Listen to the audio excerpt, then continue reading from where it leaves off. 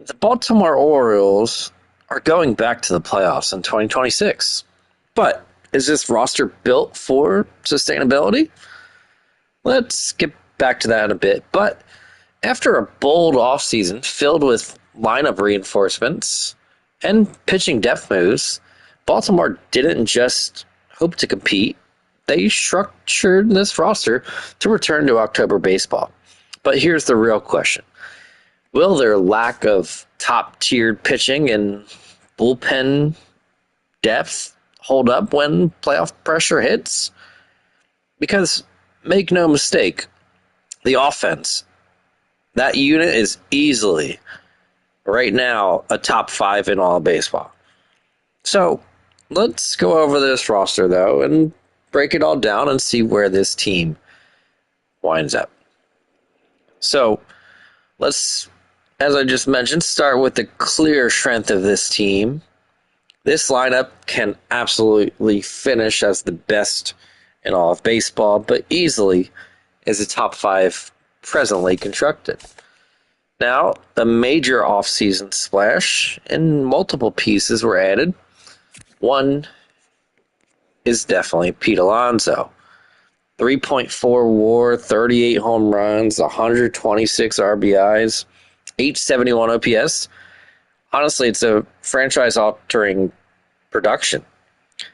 He gives Baltimore something they've needed, a true October power bat who can really flip the game with one swing. He lengthens this lineup instantly. But he's also not alone with the additions. Taylor Ward, a 2.7 WAR, 36 home runs, 103 RBIs, just short of an 800 OPS this past year. Adding Ward gives the Orioles another legitimate middle-of-the-order force. Suddenly, pitchers won't really be able to pitch around Alonso in 2026 because Ward does punish mistakes too.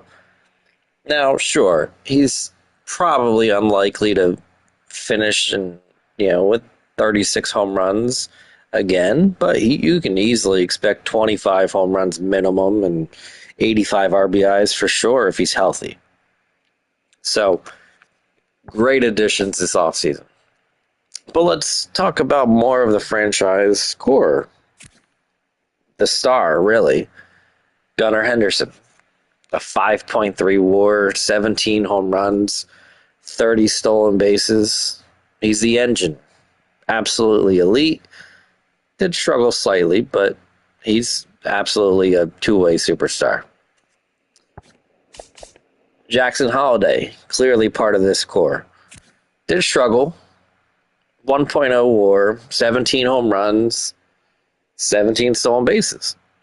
Continues to develop into a possible, one of the top dynamic bats in all of baseball at the top of the lineup.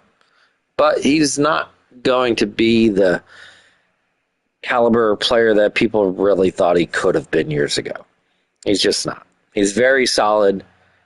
Still has great potential to be a multiple-time All-Star, sure, but his Hall of Fame odds are very slim, in my opinion, long term. But still a valuable piece in entering his age 22 season here in 2026.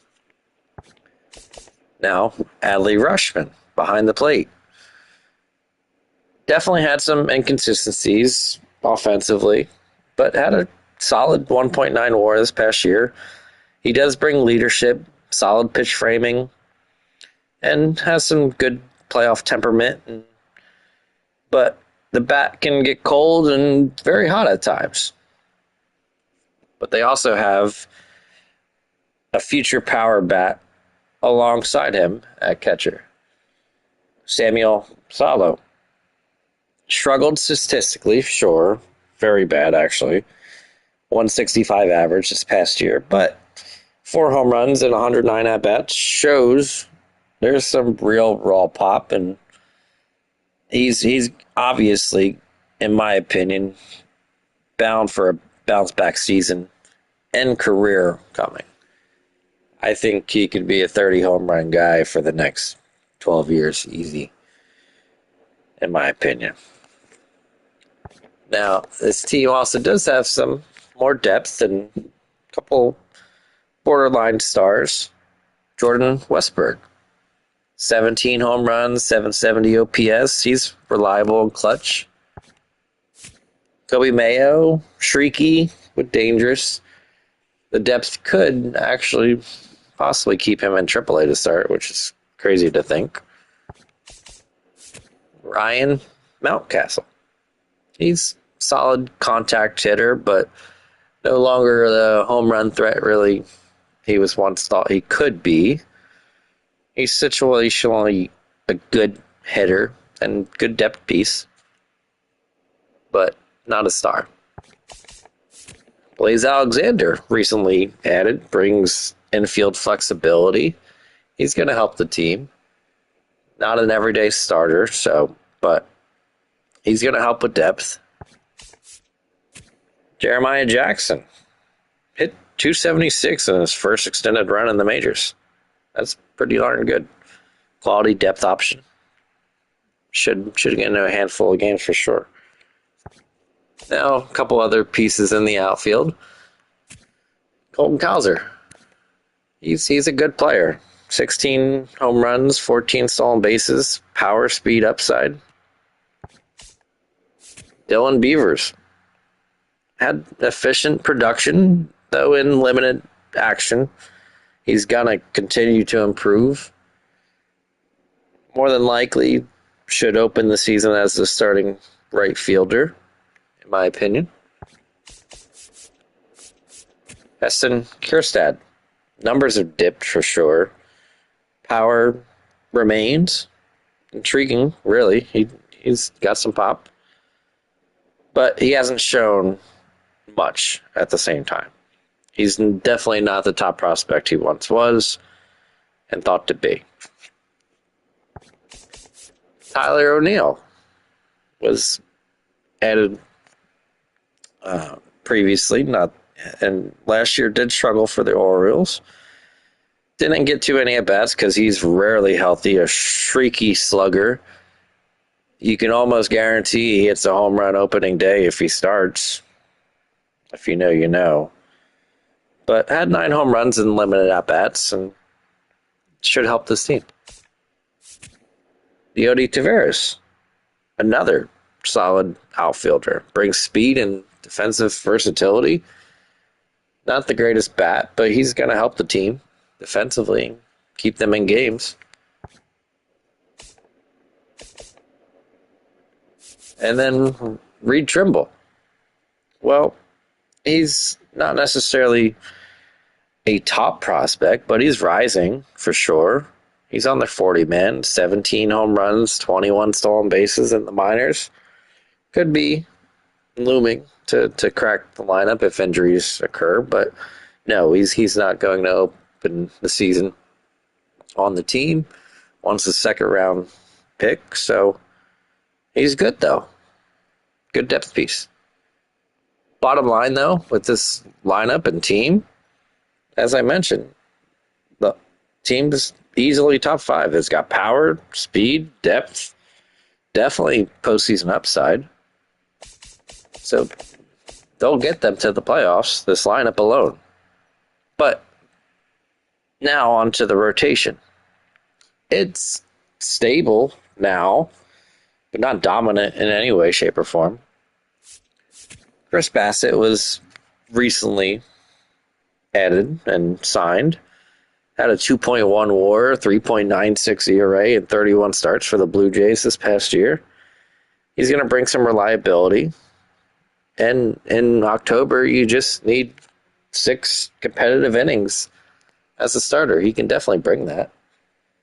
Crazy to think he didn't have too much to do with the starting rotation with the Blue Jays come the playoff time, but he pitched well in kind of a setup role. Zach Eflin's back, arguably top 10 control in all baseball. He definitely has some struggles here and there, gives up too many home runs, doesn't strike many guys out, but he's a solid piece. Kyle Bradish is clearly the ace when healthy, but is he healthy? When's he healthy? Very rarely. Swing and miss stuff for sure is there for October baseball. Had a very good 2.53 ERA in his limited action this past year, 13.2 Ks.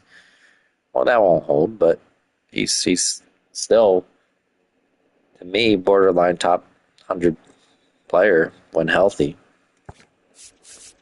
Shane Baz also added.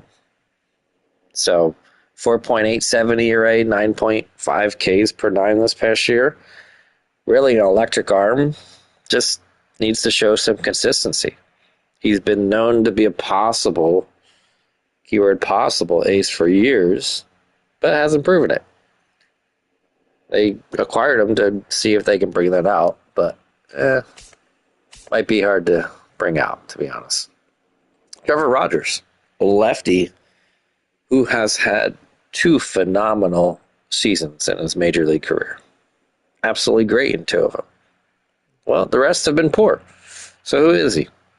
Honestly, he may be the most inconsistent pitcher in all of baseball. Yes, he's had some injury issues, but is he going to be healthy? We'll see. If he's healthy, he could be that strong asset for a rotation in the playoffs. But, we'll see if he can stay healthy and how he performed.